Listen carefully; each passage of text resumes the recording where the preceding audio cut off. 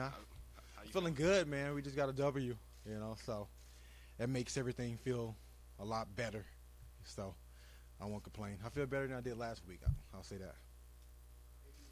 To get 100 yards around here. Make some better reads on my end, and fall for positive yards. I'll just take a couple yards, maybe 6 yards away from the 120 I had, and I'll throw it on the 97 and on I think 99 or something like that today. It averaged out. Before we go any further, Adrian, what was the mindset when you tried to lateral on the 1 yard line back to your quarterback? Trying to make a play. You know, I had to apologize to him because he took some hits I'm sure he didn't want. But I don't know. I was just hoping just to give him a chance to create something. For me, it was a perfect position because I was falling back. Guys were like below my waist, so I didn't really put us in a awkward situation of losing the ball, and I made eye contact with him and tossed it to him. Adrian, your career resume speaks for itself. Does any part of you at all surprised to how successful you've been, considering where you were right before the season started, only getting here a couple weeks before the season? No, not at all. I think everyone else around is surprised, and I'm not. I expect greatness for myself. That's why I put the work in. God has blessed me with a tremendous talent. A lot of people see it and a lot of people don't. Unfortunately, negative vibes or, stories that kind of sells a little more, So just keep confidence in myself and, when I'm presented with my opportunity, I'm going to take advantage of it every Sunday or whenever the game is. So you've been playing through injury the past few weeks and it's been well documented. What has been your driving factor in continuing to perform at such a high level even though you've been hurt? I feel like I'm a very important part of this team, and just to show that leadership and that determination and just the mindset of mind over matter, and just my desire to help this team be successful, knowing how critical this run is that we're on, 2 division games back to back, and I can endure a little pain, to help my team be successful. So that's just the mindset I've always approached this game with. Those 2 division games, you get a look at Saquon Barkley next week. Are you looking forward to your first look at him? Well, it's not my first look. I've had the opportunity to kind of sit back and watch him, and he's nice, man. He's a heck of a football player, so he has impressed me so far. But it'll be good to watch some film, because I'll be watching a little film, even though obviously he's the offensive side of the ball. I'll be watching some of his highlights. But our defense, they're going to have a tough challenge, and they're well equipped to stop them. They did a great job tonight on Ezekiel, with great offensive line. They did a great job of controlling the front, so they're just going to have to do the same thing next week. Talking to you after a win in part because the final kick found the upright. What are you thinking watching that play? What was going through what were your emotions like right before he kicks that ball? So the penalty came for the false start, and I was just like, okay, obviously before then, like, miss it, and then you push it back 5 yards, and I'm just like, he's going to miss. I remember saying it to a couple guys too. He's about to miss this kick, and I'm thinking like, my mind is already set, just in case. But I really wasn't feeling overtime, to be honest with you. But had it went there, just get in that mindset and take care of business. But just praying for a miss. Adrian, that was your first Redskin-Cowboy game, the rivalry, and I know you grew up in Texas playing against the Cowboys. How did it feel playing for the Redskins against the Cowboys? I know early in the week you had mentioned most of your family would be cheering for the Cowboys. How did it feel to be in that game? Was it more intense than any other game you've been in before, or it was just game as usual? It was, for me, it was like the game as usual. Obviously you feel the energy as far as offensively, defensively. Guys are just playing extremely hard and locked in because of the rivalry and how much this game means. And we know what it means to the Washington Redskins nation, fans, and just our organization, and most importantly, it being a division game. So we came in with the mindset to get a W.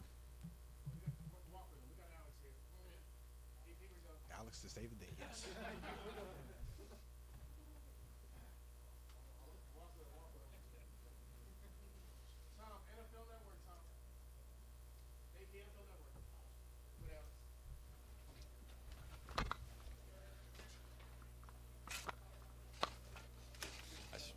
Start with overall impressions. I guess we'll start at the end too. With what are your thoughts as the ball hits the upright?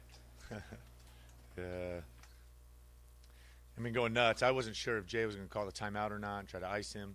I didn't play that game, and didn't know. You're looking around for any flags to make sure it's officially official, and then you're celebrating. It's a big win. It's hard, really, really hard to win football games in this league. Certainly against a team like that in the division, hard-fought game, and don't always want them to come down to that kind of a dramatic finish, but we'll take it.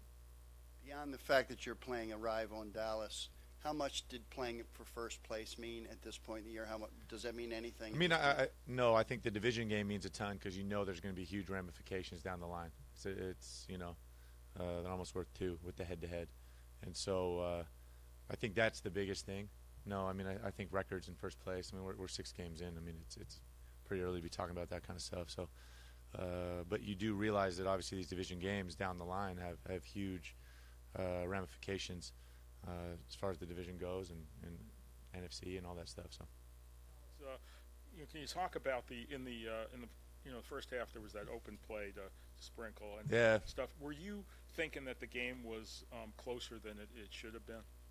Yeah, I mean, I think for us offensively, certainly myself. Red zone, I think, is obviously jumps out right away post game. That if we do a better job in the red zone, the game could have been different, ended much differently, I guess, not as dramatic. We could open that up a little bit. Situational football, we talk about it a lot.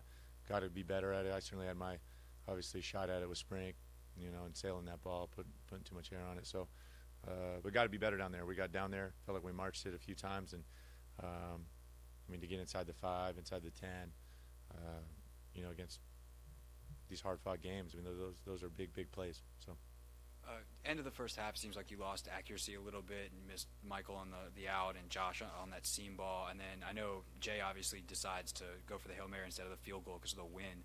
Was that what was kind of the factor? The wind there, or was it mechanics? Like what happened at the end of the first half with the I mean, I felt like the only ball that at all got affected by wind was the ball to Mike, just on the out. Certainly it kind of rising on me. I don't think it affected the ball to Josh at all. I mean, you're just trying to rip that ball up the seam. I mean, safety's coming over the top, and those are things that you miss it by a yard.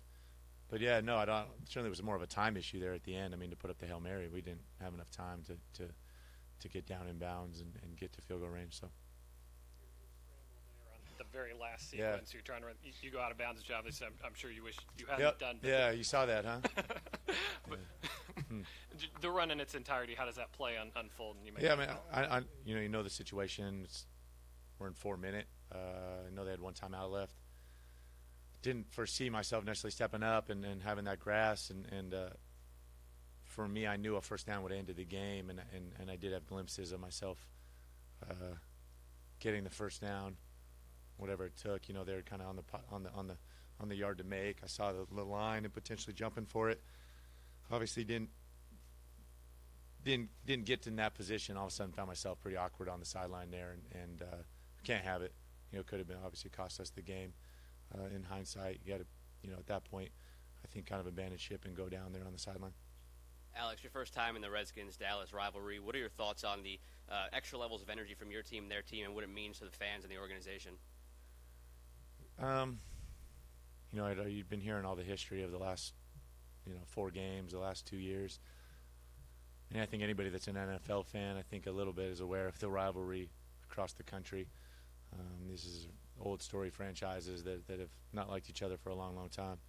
So very cool to be a part of it, though, for me. I mean, humble. I just, you look up at all those different times when we're on the sideline and look around the stadium. That kind of atmosphere that it was today was very, very cool, special to be a part of. So humbling.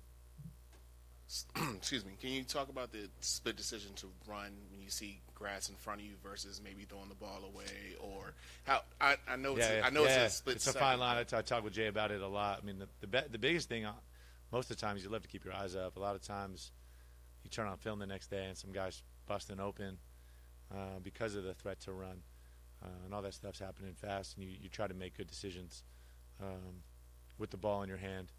So I think you try to take them all differently. All those little situations, you try to catalog all of them, like even the one at the end of the game. You know that's a 4-minute situation. We're trying to stay in bounds, and sometimes there are times when you got to take some risks and you maybe throw one up and give a guy a chance. Seems like Capri Bibbs did a nice Chris Thompson imitation for you. What was it you guys did to get that chemistry going? I mean, I thought guys executing it. Certainly, Sheriff had a great block, kind of on a kick out there with the screen, and then Capri doing the rest. The guys down the field, though, get those big kind of plays without guys blocking downfield. I thought our guys outside all day long in the run game and on that screen, allowing for our backs to get downfield and make some plays. You're only 6 games into your tenure here.